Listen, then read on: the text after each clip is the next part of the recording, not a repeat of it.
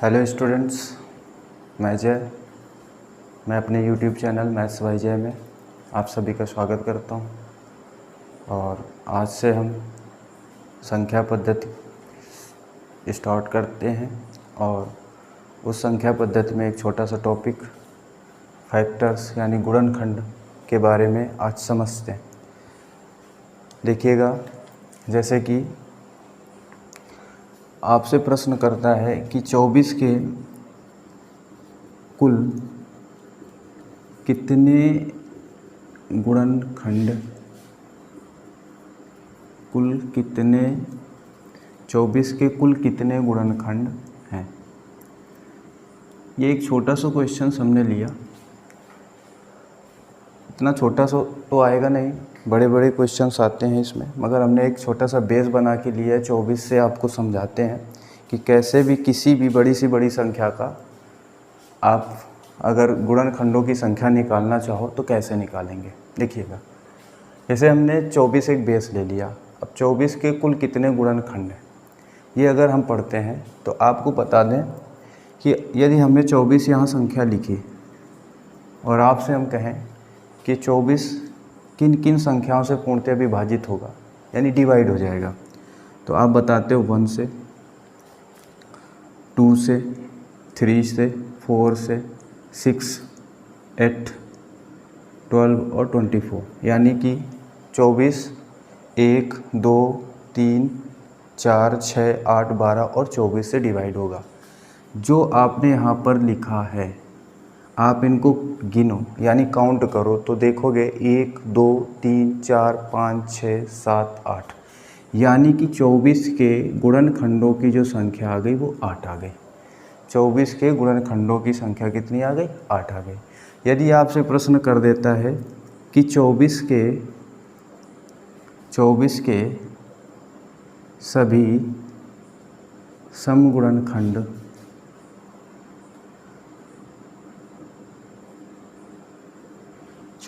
सभी समगुणनखंड कितने होंगे। अब समगुणनखंड पूछ रहा है, आपने 24 के फैक्टर किए, 24 के गुणनखंड किए। अब आप देखो, सम मतलब 2, फिर ये 4, ये 6, ये 8, ये 12, ये 24, यानी 2, 4, 6, 8, 12 और 24। अगर हम इन्हें काउंट करें तो 1, 2, 3, 4, 5, 6, यानी सम गुणनखंडों की संख्या कितनी आ गई? 6। आपसे पूछ लेता है 24 के विषम गुणनखंडों की संख्या। तो आपको दिख रहे होंगे 24 के एक तो गुणनखंड की संख्या एक ये है और एक ये 3, मतलब कुल 2। इस प्रकार से आपको हमने समझाया। यदि अगर हम कोई बड़ा से बड़ा नंबर ले लेते हैं, तो हम उसे कैसे बताएंगे, उसका शॉर्ट मेथड क्या होगा वो हम आपको समझाते हैं। जैसे कि एक संख्या ले ली हमने n = 200, यानी 200। इसमें हमें बताना है नंबर ऑफ फैक्टर्स, संख्या 200 का नंबर ऑफ फैक्टर्स, यानी गुणनखंडों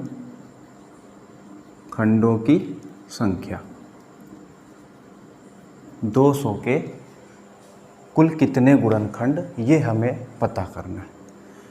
तो हम क्या करते हैं कि 200 के गुणनखंड देखते हैं। तो पहला गुणनखंड आप देखोगे 200 का, 200 किससे डिवाइड होगा? सबसे पहले 1 से, फिर इसके बाद 2 से, फिर 4 से यानी 4 से, फिर 5 से, फिर 6 से नहीं होगा, ना तो 7 से होगा, अब 8 से,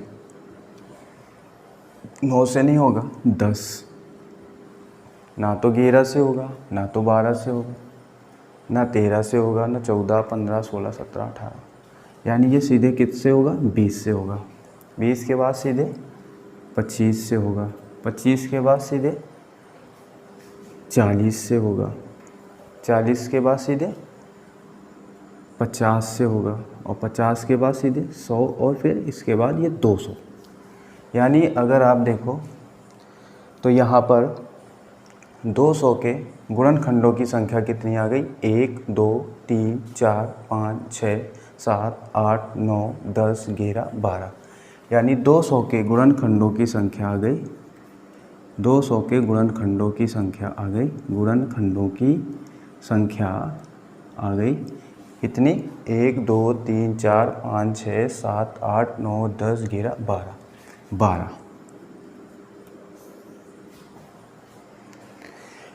200 के गुणनखंडों की संख्या कितनी आ गई? 12। आप देख रहे हो कि अभी हमने 24 लिया था, 24 के गुणनखंडों की संख्या 8 आई थी, 200 लिया 12 आ रही है।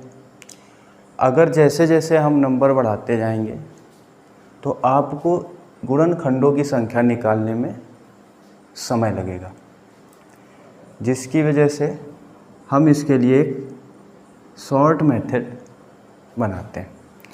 जो अभी तक आप पढ़ रहे थे बस उसी से आप क्या करो, अगर आपको कोई भी संख्या दे रखी हो तो सबसे पहले आप उसके अभाज्य गुणनखंड करो, अभाज्य गुणनखंड करें। प्राइम फैक्टराइजेशन, प्राइम फैक्टराइजेशन करें, यानी अभाज्य गुणनखंड करें। जैसे कि हमने 200 के अभाज्य गुणनखंड किए, तो 200 के अभाज्य गुणनखंड करेंगे तो आप जानते हो कि गुणनखंड करने का एक तरीका होता है ये,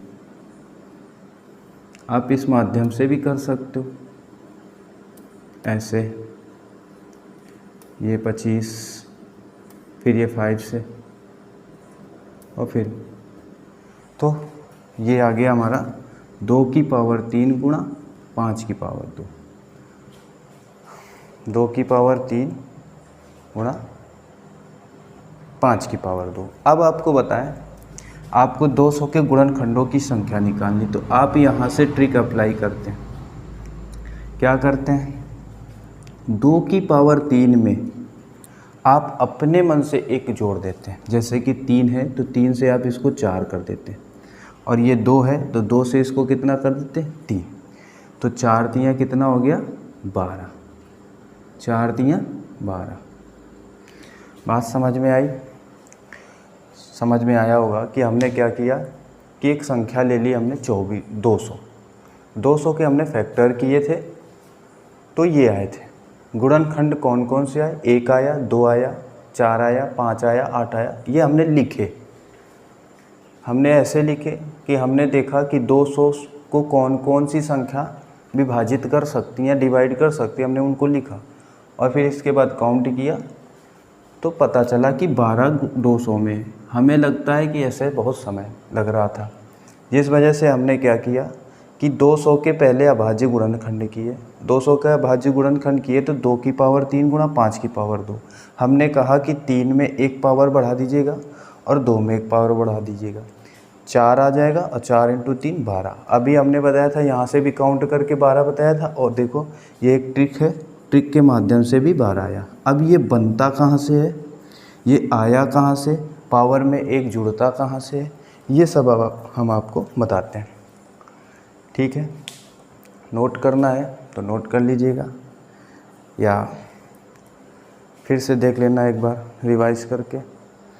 हम मिटते हैं क्वेश्चंस को, समझाते हैं कि ये कैसे होता है। देखिएगा, सबसे पहले आप समझने की कोशिश करना, हम बता रहे हैं नंबर ऑफ फैक्टर्स, गुणनखंडों की संख्या। हमने एक संख्या ली थी 200, 200 के सबसे पहले हमने प्राइम फैक्टर किए, 2 की पावर 3 और इंटू 5 की पावर 2। ये अब आपसे हम बताते हैं, आपको बताते कि पावर क्यों बढ़ाई जाती है। देखिएगा, गौर से देखना।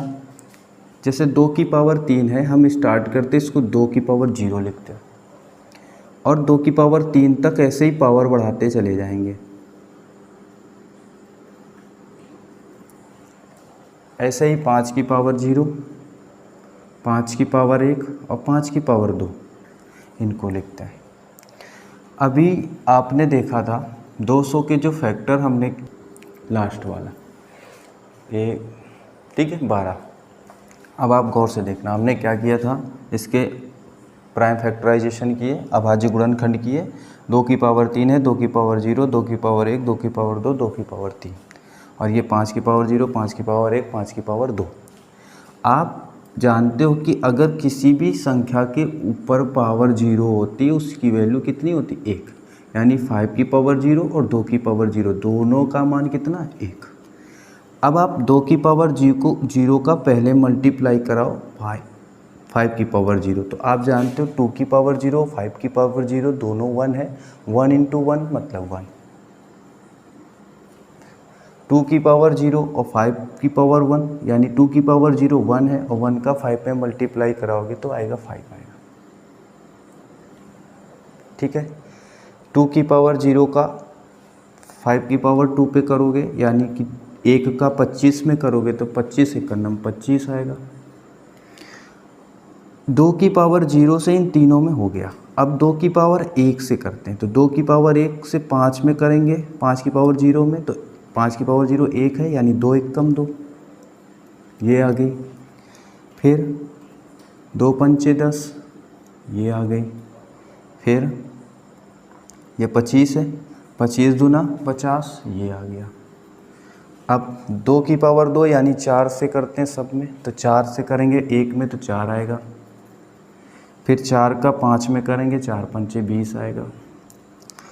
और फिर 4 का 25 में करते हैं तो 25 को 100 आएगा।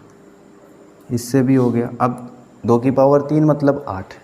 अब 8 से करते हैं तो 8 से 1 में करेंगे तो 8 आएगा, ये आ गया। फिर 8 का 5 में करते हैं तो 8 5 40, ये आ गया। फिर 8 का 25 में करते तो 25 8 200, ये आ गया। तो आपने देखा कि ये इस तरीके से ये पूरे जो हमने मान रखे थे ये सब के सब आ गए। ठीक है, तो बस अब आपको पता चलेगा कि हम पावर में एक और एक कैसे जोड़ते हैं। तो आप देखो, आप इनको और इनको लेकर के पूरी संख्याओं का पता लगा लिया, पूरे गुणनखंड की संख्याओं का पता लगा लिया। यानी ये कितने थे, वह 1 2 3 4 और ये कितने थे 1 2 3, तो 4 3 12। ये यहाँ से बन के निकला कि हम अगर किसी भी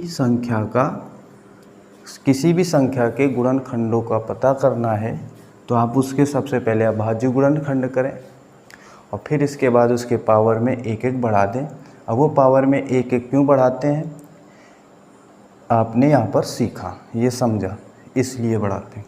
ठीक है, समझ में आ गया। अब हम आपसे प्रश्न करते हैं, कुछ 1 2 प्रैक्टिस कराते हैं, इसके बाद आगे चलते हैं। इसको भी नोट करना था, अपना नोट कर लेना, रिवाइज कर लेना।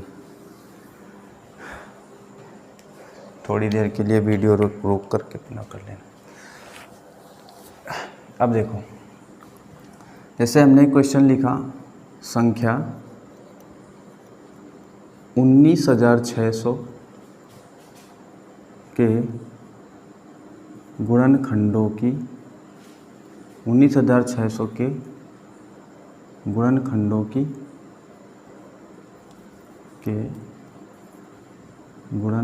की संख्या।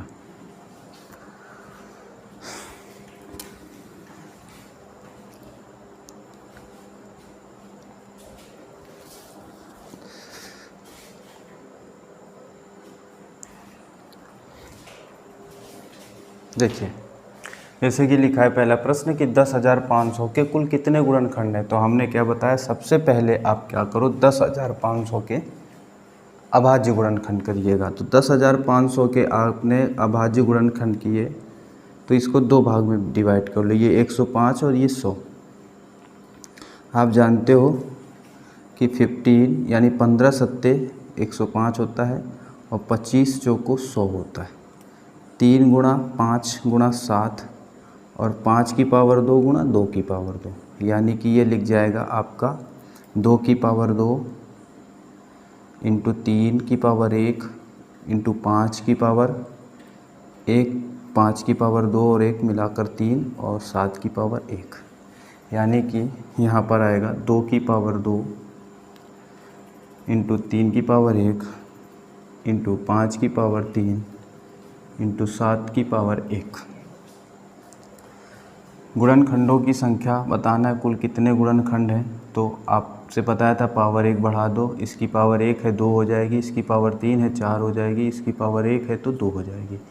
3 दूना 6 चौको 24 दूना 48, यानी गुणनखंडों की संख्या कितनी आ जाएगी 48। जैसे कि एक ये क्वेश्चन लिखा हुआ है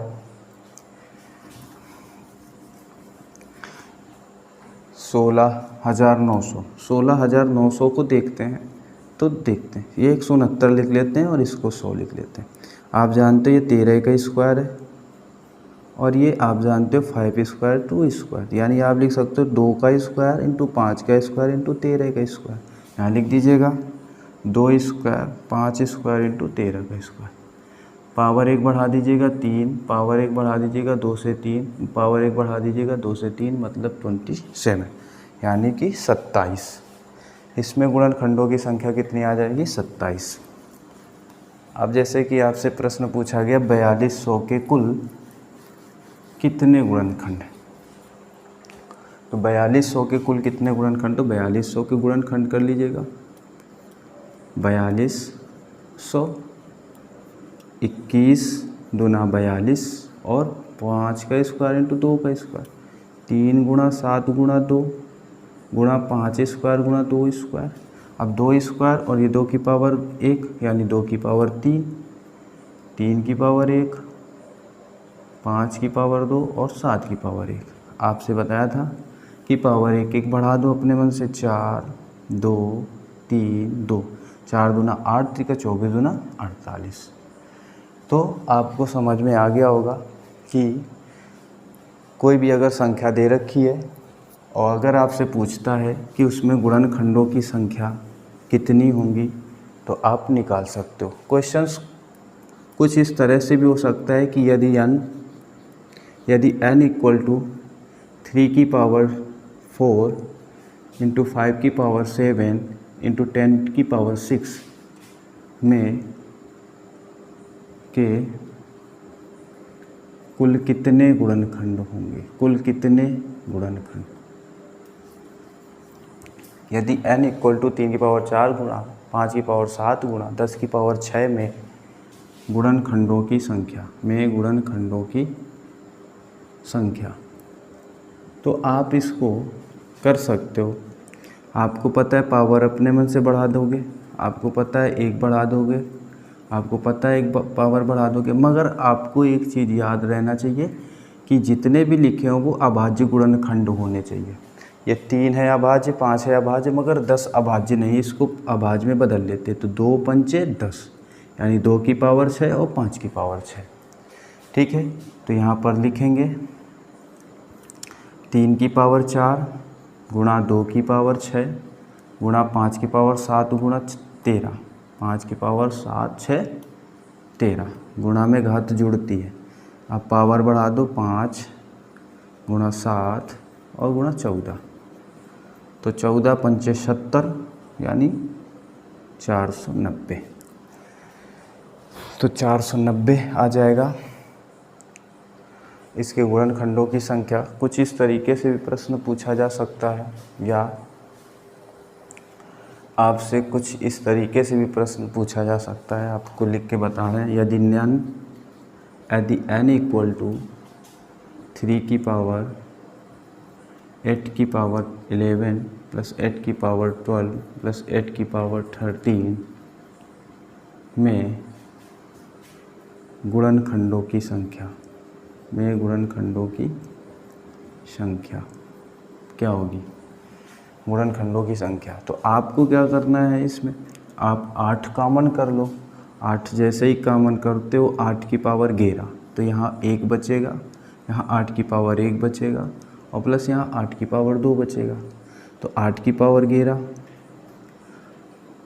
1 प्लस 8 9, और प्लस ये 64, 8 की पावर 11 गुणा 64 और 1 65, और 65 और 8 73। ठीक है, 65 और 8 73। अब आप जानते हो कि 73 एक अभाज्य संख्या है, 8 अभाज्य संख्या नहीं है, इसे अभाज्य बनाओ। तो 2 की पावर 11 इंटू 2 की पावर 11 इंटू 2 की पावर 11, 2 दूनी 4 दूना 8, 8 की पावर 11 इंटू 73 की पावर 1। अब आप लिख सकते हो 2 की पावर 11 22 33 गुणा 73 की पावर 1।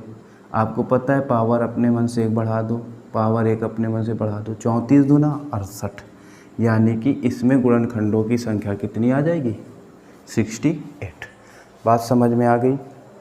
अब आगे आपको बताते हैं कि आपसे पूछ सकता है, अभी आपने निकाला नंबर्स ऑफ फैक्टर्स, गुणनखंडों की संख्या।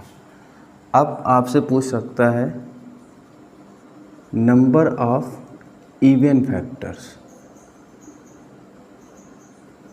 यानी कि सम गुणनखंडों की संख्या, सम गुणनखंडों की संख्या, उसको कैसे करना है। तो एक छोटा सा प्रश्न समझ लेना। अगर हमने छोटा सा एक बेस सवाल क्वेश्चंस ले लिया, बेसिक हमारा 24 यानी 24, आप जानते हो 1 से जाएगा, 2 से, 3 से, 4 से, 6 से, 8 से, 12 से और 24 से। अगर हम पूछ ले 24 संख्या 24 के कुल कितने सम गुणनखंड हैं, 24 के कुल कितने सम गुणनखंड हैं, सम गुणनखंड हैं, तो आप देखिएगा एक तो सम संख्या ये है, एक ये है, एक ये, एक ये, एक ये, एक ये, यानी 1 2 3 4 5 6। अब हम आपको इसको तरीके से बताते हैं, ट्रिक से बताते हैं। तो हम क्या करेंगे, 24 के प्राइम फैक्टर करते हैं, अभाज्य गुणनखंड। तो 2 की पावर 3 गुणा 3। इसमें आपसे कह रहा है कि सम गुणनखंड, यानी कि आपको इसमें कुछ नहीं करना है, जितना भी नंबर्स, जितने भी फैक्टर्स हैं, उन फैक्टर्स को आपको 2k के रूप में बना लेना है, 2k के रूप में। या नहीं समझ में आता तो आप ये जैसे 2 की पावर 3 है, इससे आप 1 2 बाहर कर लो ऐसे, और आप 2 की पावर 2 इंटू 3 की पावर 1 कर दो। मतलब कि अगर आपसे कभी भी सम गुणनखंड पूछता है तो 2 इंटू पे करना है जो भी करना है। अगर जैसे 2 की पावर 3 गुणा 3 24 के फैक्टर हैं, तो आपको 2 इंटू उसी से 2 लेकर के आप 2 इंटू पे बाकी लिखना है। तो 2 इंटू, अब देखो इसमें पावर बढ़ेगी कितनी 3, इसमें पावर बढ़ेगी कितनी 2, तो 3 दूना कितना आया 6। आपने यहाँ गिना भी, काउंट भी किया था 6 आया, और तरीके से भी 6 आया। समझ में आया। जैसे कि अगर आपसे प्रश्न किया जाए, एक छोटा सा प्रश्न कि 360 के, ये प्रश्न 360 की संख्या, 360 के सम गुणनखंडों की संख्या बताओ, सम गुणनखंडों की संख्या बताओ, आपसे ये पूछा गया। ठीक है, तो आप 360 के सबसे पहले प्राइम फैक्टर करोगे, 2 की पावर 2 इंटू 3 की पावर 2 इंटू 2 इंटू 5, यानी 2 की पावर 3 इंटू 3 की पावर 2 इंटू 5 की पावर 1। सम गुणनखंड हमने क्या कहा था, 2 के मल्टीपल में बनाओ, 2 के गुणज में बनाओ। तो 2 ले लो इससे, तो यह 2 की पावर 2 बचा, 3 की पावर 2 इंटू 5 की पावर 1। अब सबसे पावर 1 1 बढ़ा दीजिएगा, सबसे पावर 1 1 बढ़ा दीजिएगा, तो 3 त्रिका 9 दूना 18, यानी कि सम गुणनखंडों की संख्या कितनी आ जाएगी 18। इसके बाद जो नेक्स्ट प्रश्न है वो है हमारा नंबर ऑफ ऑड फैक्टर्स, यानी विषम गुणनखंडों की संख्या। तीसरा स्टेप, तीसरा सीखते हैं फिर आपको प्रैक्टिस कराएंगे। जैसे कि आपसे प्रश्न किया गया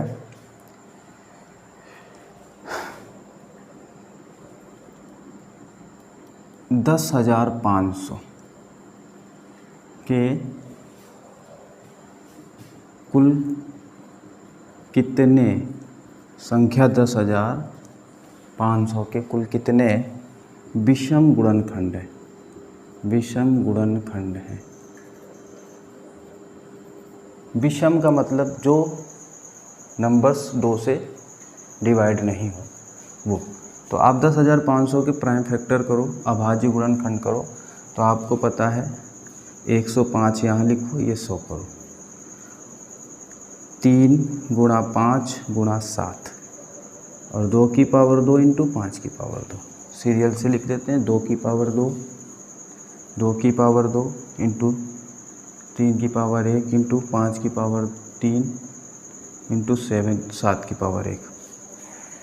इसमें बस इतना करना है आपसे। अगर विषम गुणनखंड पूछता है तो हमने आपसे क्या बताया कि कोई भी संख्या 2 से डिवाइड नहीं होती, यानी कि इसके गुणज में आपको जितने भी 2 दिखें आप उन 2 को हटा दो, बाकी आप हल करो। इसमें 2 बढ़ा, 1 बढ़ेगा, इसमें 1 बढ़ेगा, इसमें 1 बढ़ेगा, 2।